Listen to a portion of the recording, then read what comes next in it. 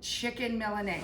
So in the pan, we have a mixture of panko and fine breadcrumbs and grated Parmigiano Reggiano cheese, all in equal amounts. 1 cup, 1 cup, 1 cup, and that makes 6 cutlets, and they're tenders, okay?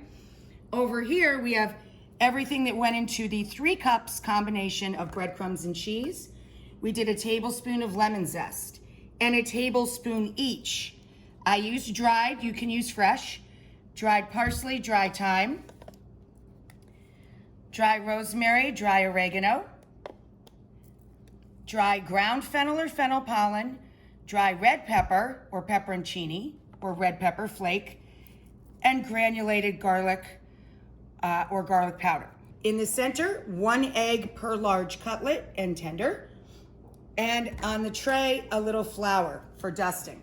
Here is how we did the cutlets. You cut into the chicken breast on the larger side of the chicken breast lobe, have it open so it turns into a heart shape, and then pound it out gently, not aggressively, moving down and away or close to your body, okay? I got a little head start there so we could get through all this together. Then we know the drill now, right? Dredge. Shake off your excess, coat in egg,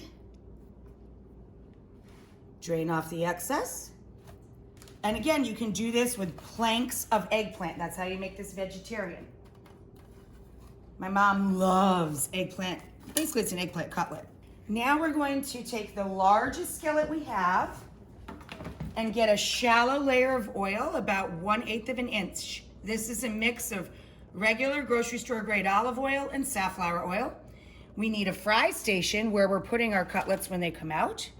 So we have a foil lined tray with a cooling rack on top so that they can drain.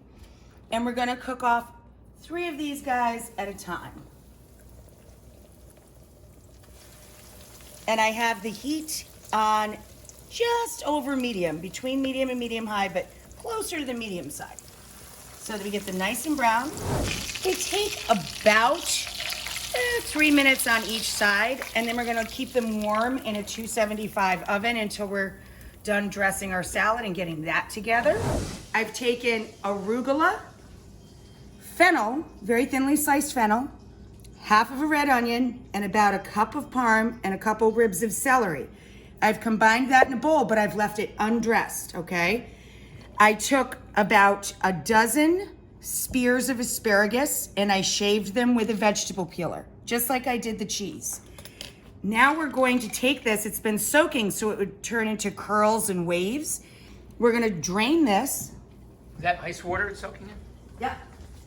We're going to take a handful or 1 portion, about 2 spears of shredded asparagus, put it in a small bowl. We're going to add in a little of our red onion, a little of our fennel.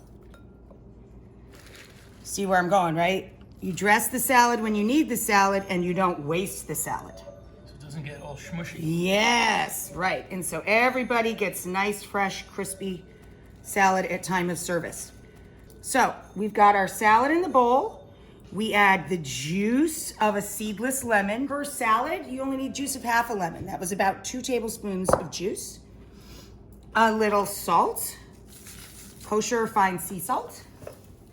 Now, I'm not adding pepper because I used arugula, and arugula is really spicy.